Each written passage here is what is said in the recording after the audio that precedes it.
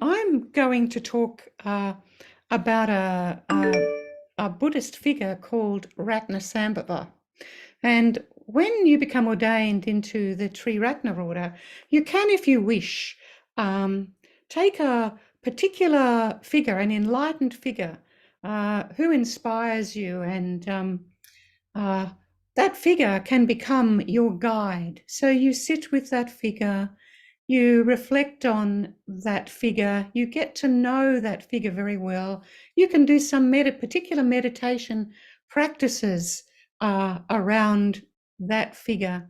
So that figure can become a really, really important part of your spiritual life. And that figure is called your yidam. And my yidam is Ratnasambhava.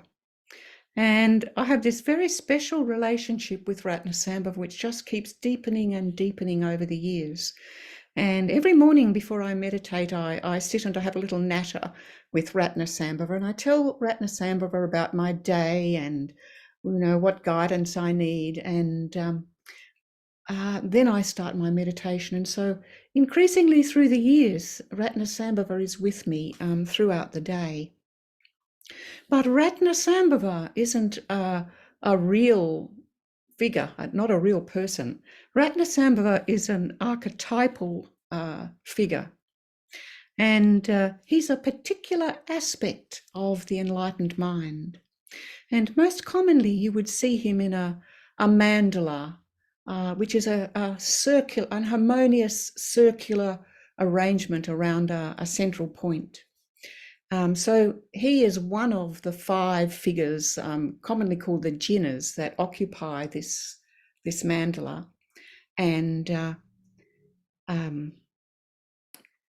he arose, as they all did, probably over several hundred years after the Buddha's death.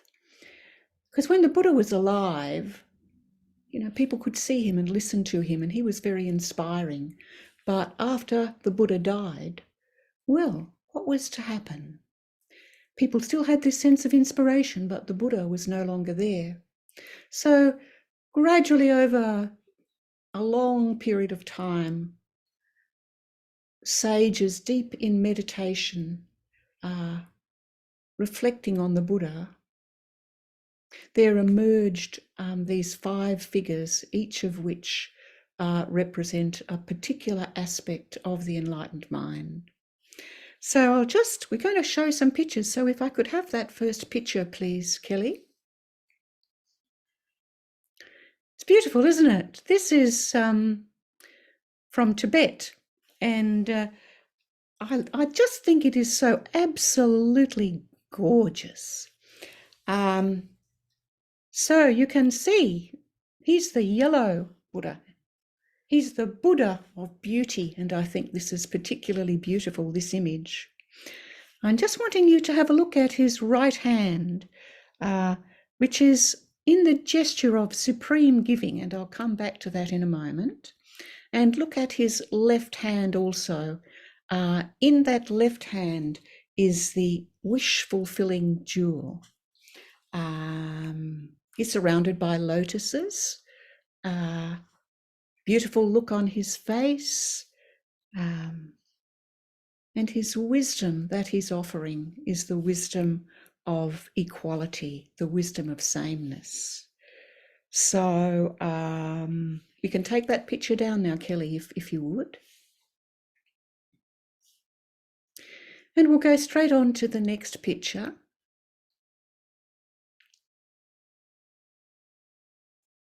Not that one. Yes, this one. This one is from Borobudur in Indonesia. And you can see again the right hand in this gesture of supreme giving, and the left hand, you can't see a jewel there, but you have to imagine that there's a wish-fulfilling jewel there. So in my experience, in that right hand, what is always offered is compassion. And that's because there's so much suffering in the world. And that suffering can range from stubbing your toe or being ignored by your neighbour, right up to very great suffering, like a divorce or a retrenchment or severe illness, always what is offered, no matter what the circumstance, is this supreme giving that Ratnasambhava can provide. So I'm just going to ask you to close your eyes for a moment, and I'm going to read a little bit about, it comes from a puja, a devotional ritual to Ratnasambhava, and it is about generosity, giving. So just as this washes over you, see what particular aspects of generosity you feel you might already have, because we all have lots of generosity, and also those parts of yourself that could be more generous. So here we go. Ratnasambhava, generosity in abundance, generosity in every situation, giving in fearlessness, giving in listening, giving in patience, giving in being present, giving in encouragement, giving in appreciation, giving in rejoicing in others, giving in trust, giving of experience, giving happily, giving quickly, giving without regret, giving with wisdom, the giving that receives everything, giving yourself to life fully, affirming all life's possibilities and opportunities. Your heart opens to Ratnasambhava. Your heart opens to your potential and the potential of all beings. So you can take that picture down, please, Kelly. We won't quite go on to that one just yet. So I just want to talk a little bit about Ratnasambhava's left hand, his wish-fulfilling jewel, which to me is like an invitation to change, to become a more happy, healthy human being. But it's an invitation that can take us all the way to enlightenment. So I'll just ask you to bring up the next picture now, Kelly.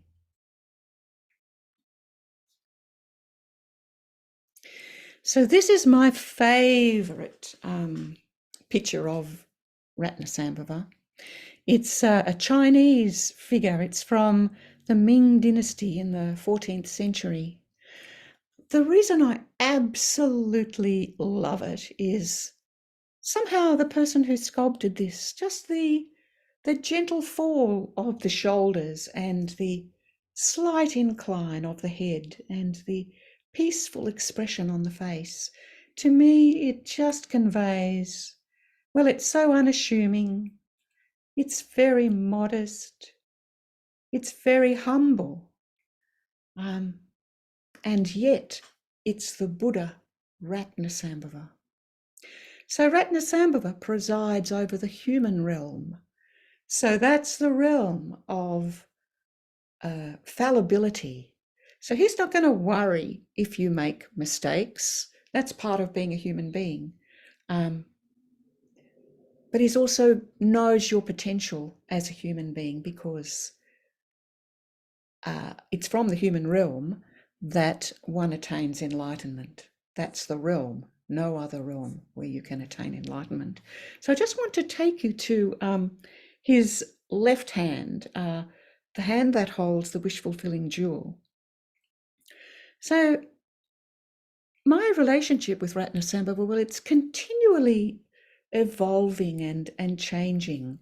At the moment, on a very human level, I can go to him with the desire to change, and because I've got to know him so well, I know he will be listening.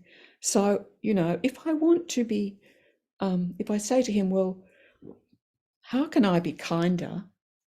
I say that I say that more or less to the wish-fulfilling jewel, and then his right hand can sometimes, not always, but sometimes provide me with assistance. And might suggest that I meditate more on metta, or compassion, or whatever it might be. So sometimes there can be a suggestion that he offers. Or if I say I need to be calmer, which is a big thing with me, I do need to be calmer, his right hand can offer, perhaps it might be, well, you need to reflect on that, Kamalamayi. You just need to reflect on being a bit calmer, or go for a walk, or whatever it might happen to be. And if I say to him, well, how can I be clearer? He might offer a sense of clarity, or a suggestion, or a sense of discernment. So that's a very basic level with him. I'll just ask you to take that picture down now, Kelly. But on a deeper level, when I'm looking at the wish-fulfilling jewel, well, it enables us to see things in life that are also experienced by others. So Ratnasambhava's wisdom is the wisdom of equality, or the wisdom of sameness. So we're obviously not the same in that we have different shapes and sizes, we come from different nationalities, we come from different social backgrounds. Some of us are good at maths. I'm hopeless at maths. Some of us are good at music, and other people not. So we're not the same in that sense. We're different, but we are most definitely the same in that we're all flesh and blood. You know, we all want to be happy. We all experience very unsatisfactory times in our lives. We're all going to die. So that can lead to a sense of solidarity with other people.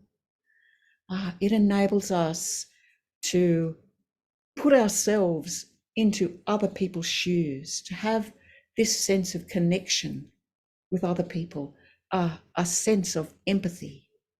So that's his wisdom of equality, or the wisdom of sameness. And then on an even more transcendental kind of level, he's this wish-fulfilling jewel. We can have a complete turning around in our consciousness. So we are heading for enlightenment, and we won't slip back at a certain point. And that is when we've realized the empty nature of everything, that we all just flow, that there is no central I, there's no central Kamalamayi who is at the absolute center of the universe, and everything else is periphery. I'm just a flow, just like everybody else. So when I'm able to tap into that even just a little bit, I see that jewel as being quite empty. It's empty of self-nature. And that is something so beautiful to contemplate.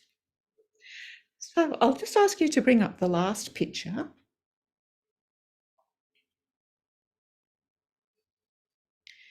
So this is something that I have done. It's a picture that I have done of Ratnasambhava. And the reason I'm an amateur artist, and the reason that I'm showing you this is because I think it shows what I like to do, to be creative. So Ratnasambhava is a figure who enables us to unlock our creative potential. So you don't have to be Shakespeare, you don't have to be Picasso, you don't have to be Beethoven. You can just bring out the very creative side of you. I mean, it might be that you feel you're most creative perhaps when you're gardening, or when you're on bushwalks, or solitude might be a very creative thing for you. Could be listening to music, could be anything really, just locking in to what is creative in ourselves, just asking ourselves what brings out my creative potential. So you can take that down now, Kelly, if you don't mind. So lastly, I thought that I would read this poem to you. It's called Speaking Truth by somebody called Jessa Macbeth. So I've looked up Jessa Macbeth poet on Google and I can't find that person. I'm assuming it's female. Nevertheless, so not a well-known poet, I don't think.